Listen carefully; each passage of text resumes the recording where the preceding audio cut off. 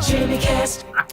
Hey folks, welcome to JimmyCast. This is Jimmy DeGroot and Doug Meadows talking to jewelers and jewelry store managers and owners. And the idea is we're going to talk real. We're going to get at the real issues and talk about those things that, let's just say, are maybe a bit uncomfortable for people to talk about in a general publication setting. We're just going to get right at the issues and talk real about our experiences.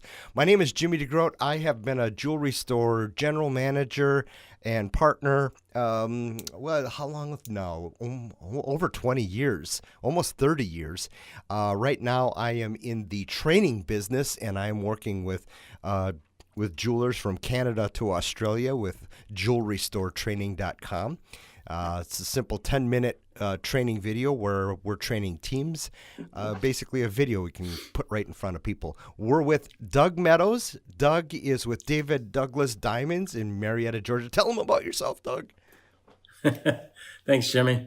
I'm Doug Meadows. I'm a third-generation jeweler, first-generation retailer. My grandfather started us in 1926 up in Detroit. I got tired of the cold and snow in 82 and made the flight down here to Georgia and have never regretted it. Yeah. I have a fourth generation son working in the business. That's about it for my family. All right. And but we've got about a 2,200 square foot store. Okay. And we do it all from custom designing to repairs to diamonds to bridal.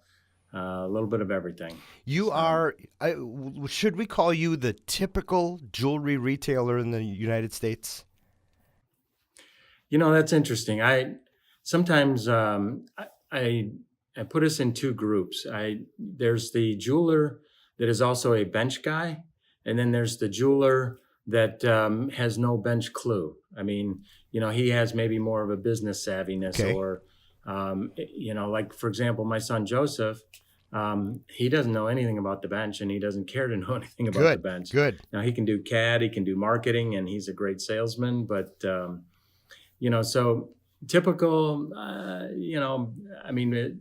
probably close to a typical jewelry store, but there are some unique differences about us that not everybody's going to have. Of course. Absolutely. And you know what?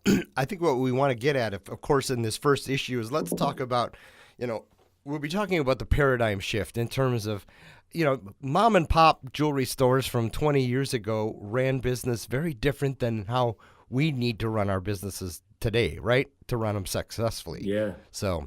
Sure did. Frankly, wasn't it nice back then? I mean, pretty much all you had to do was hang out a shingle. And, of course, this started when the jewelers were the guys who fixed eyeglasses, and watches were so important to us on a daily basis. So you needed that watch, right? Right. Yeah, exactly. So, and it's a little bit different today, unfortunately. We can't just put... Well, with the advent of the internet and social media and all these fun things, and, it's really different. It is. It is. But you know what? And so let's talk a little bit about... So let's define that, okay? I remember, by the way, I started in the jewelry business in 1995. And this is when we were selling those big Mambo herringbone necklaces. Remember those things that ruined everybody's sweaters and scratched everybody's necks? But we were selling them like crazy. And then we sold were you around, Doug, when we were selling those Omega circular necklaces? Oh, definitely. Wow. Yeah. Oh, man. And then, of course, we made money again when we ended up buying those necklaces 20 years later over the counter, right? That's right. Man. That's right. But you know what's funny is when I started in the business at Avenue Coins and Jewelry in downtown Appleton, we were selling semi-mounts that were $3,000-$4,000 semi-mounts with tons of baguettes in it.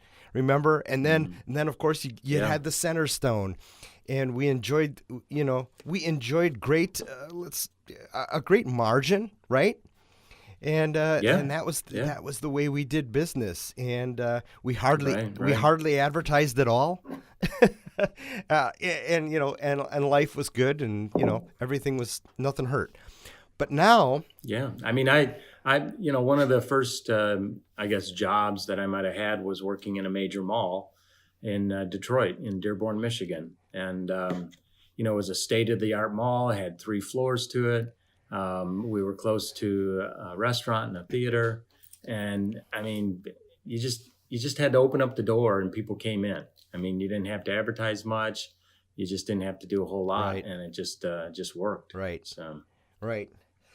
So that was then, and this is now. So, just so everybody kind of understands, I'm 52 years old. I think I started in the jewelry business when I was in my mid-20s. And yeah. Doug, you are right around 52 years old, right? I just celebrated 60 this year, and Awesome. I've been in business basically all my life. I mean, Yeah. as long as I can remember, I've been doing this stuff. All right. So, but what I love about you, and by the way, Doug and I talk every Thursday morning. So what we decided to do at the prompting of the wonderful folks at In-Store Magazine is, hey, let's just turn this into a podcast, right?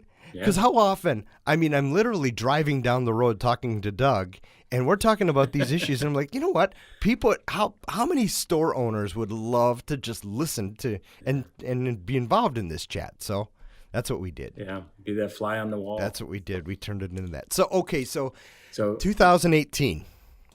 We're at 2018 now, and you are somewhat in the process of reinventing yourself, aren't you, Doug Meadows? That's right. I mean, traditional stuff hasn't been getting us the results that we were accustomed to. And so it's like, we got to try something different because what used to work in the past isn't working. And we got to try some things. Right. Now, you're in Marietta, Georgia. So you're north of Atlanta. You are in a humongo market. Okay. And in some ways you've got to act like a small fish in a big pond. And how do you get recognized? And you know what? Let's face it. I come from a situation where we were the big fish in kind of a mediocre pond. We did pretty well in central Wisconsin, in Wausau, Wisconsin, in Appleton, Wisconsin. And, fortunately for us, and I think for a lot of our listeners, all you really had to do is put a couple ads out on the radio, buy some cable advertising, maybe a billboard, and you were set. Exactly. You have to act in a very different way. So let's talk a little bit about how you have to, but also I think this translates into everybody and how they act. And what I mean by act is, how do we market ourselves? How do we behave as jewelers? And so one of my and it's like, go ahead. I mean, I don't have a big budget, to be throwing. I mean, for when you were at Appleton or Krishak Jewelers, I mean, you could throw some money at it, and it didn't take a ton of money. You could be on the radio. You could own the radio. Right. Here in Atlanta, I mean, to own radio is extremely expensive. I mean, on a minimum, if you want to be any kind of an impact, you're probably looking at $15,000 to $20,000 a month. Right. So we've got a couple of big boys in town, from Tom Shane to Dee Geller, that spend that kind of crazy dollars on radio. And so I didn't have that kind of budget years ago. And so I had to look at grassroots efforts. What could I do with what I have where I'm at? And, so, I mean, we've done all kinds of crazy stuff. I mean, getting involved in your local community has been probably one of the biggest payoffs for me. Supporting your local schools is huge. Here in Georgia, you have to be a member of the Chamber of Commerce, and then you can be a sponsor for a school. And so I didn't even have the money for the chamber years ago. And so I just tried to slide underneath the radar. Right. Right. And I mean, one of the fun things we did years ago was Dazzling Diamonds for Mom. We've been doing it for about 14 years now. We just invite the kids to write and tell me why their mom deserves a diamond. And, before you know it, I mean, this past year we had over 8,000 letters of kids telling me why their mom deserved a diamond. And, I'll be honest with you, it's a good day when I can make a mom cry in my store. Yeah, I mean, when she comes in the store to pick up the letter, and, she reads it and she's crying and giving her kid a hug and different things. I mean, Sure. that's cool. But, that has flown over or spilled over into supporting the high schools and doing flip coins and homecoming queen diamond pendants and different things. And I mean, I had a customer in the other day, and I recognized him as being a regular, but I did not know his name. And one of the other sales associates were talking with him, and I just went up and thanked him for his business. And he goes, "Man, you've supported the schools," and he goes, "I really appreciate that." And I was like, "Wow." I mean, here's a guy, his kids have probably been out of school for, I don't know, 5-6 years at least. Right. And he still remembers all of the efforts that we put into our local schools. But, and I want to add to this. Those are easy things to say in sentences and paragraphs for us for our podcast here. But I will tell you, folks, this guy, I mean, that took a lot of effort, a lot of planning. And how long? I mean, you've been doing Dazzling Diamonds for Mom, right? And that is.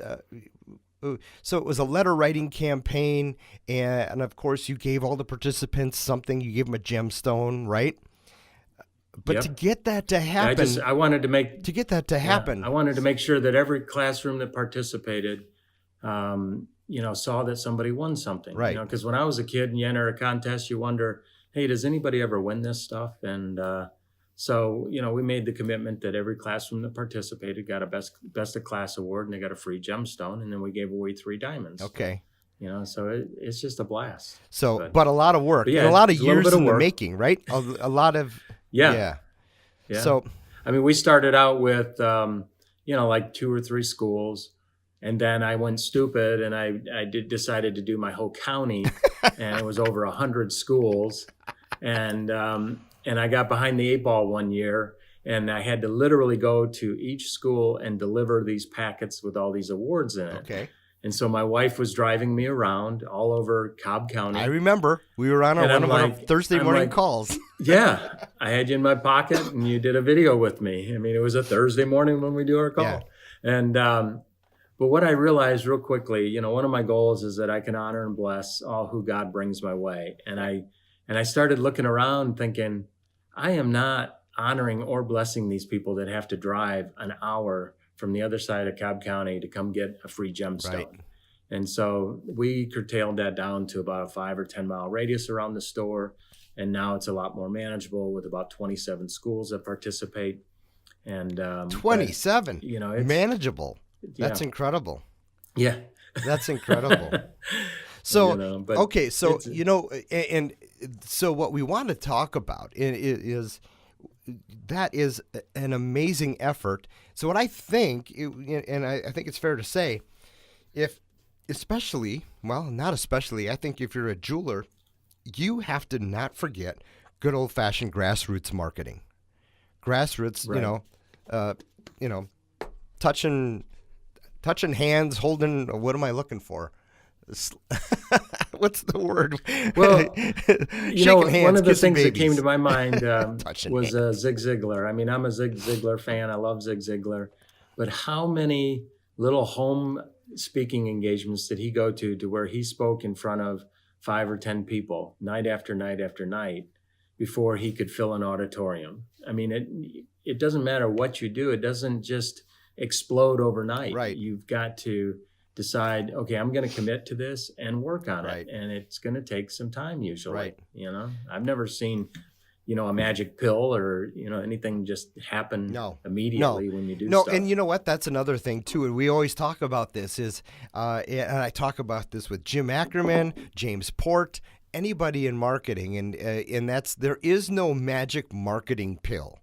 No matter what it is, even if we're talking social media, et cetera, it's still consistent work, right? That's a lot of work.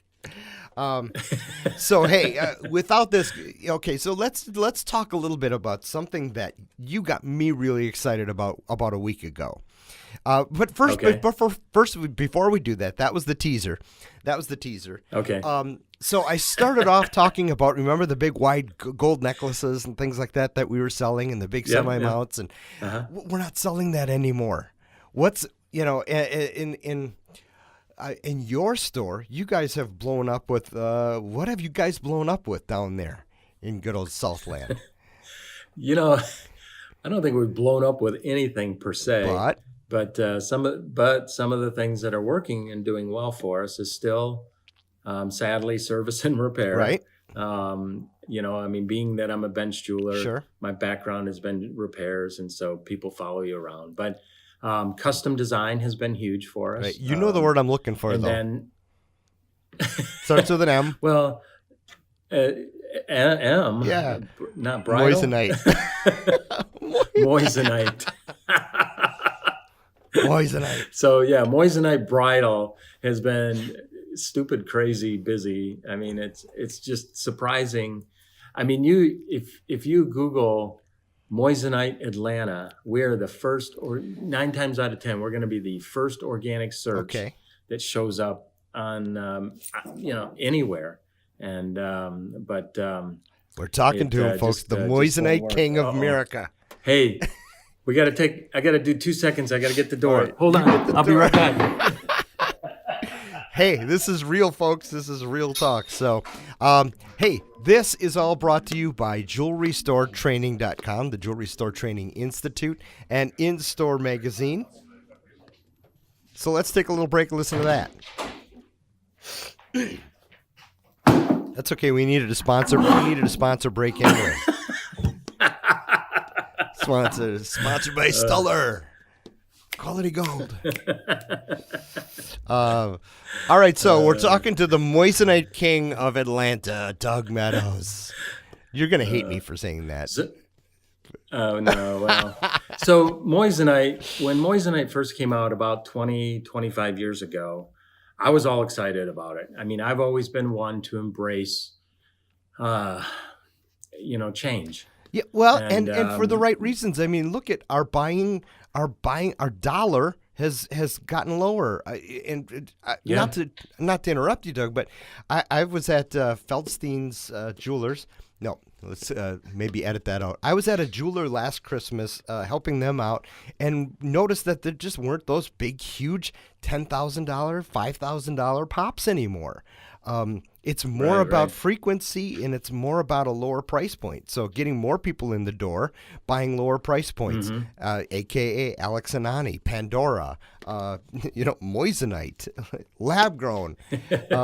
So yes, our businesses have changed quite a bit, and so go ahead. I'm sorry I interrupted. But anyways, 25 years ago or 20 years ago when Moissanite hit, and we've actually had our URL name, I think, now for 21 years. So it's daviddouglas.com. So we've had that for 21 years. And that was really probably one of the first things that we put up on our website was to talk about Moissanite. And then I had Quality Gold challenged me one time at a jewelry show and said, you need to come up with a real simple URL name. And so I had a second URL name that we called Diamond Cow. Mm-hmm. And so we were having fun with the Diamond Cow thing, but anyways, Moissanite has been shocking to us because we treat it like that stepchild. I mean, we literally put it below the counter, and we don't even have it on display. Right. But people come in asking about it, and they said, we found you on the internet. We see that you guys carry it, and I'm like baffled. Yeah. Why we're on the internet being touted for this stuff. Wow. I mean, it's great. I'll take it, but I mean, we've literally had people driving. I mean, we've had people from Louisiana and from Alabama and all over Georgia come to our store for Moissanite. Wow. Did somebody give you a good Google review or something once? I don't know. I mean, wow. All right.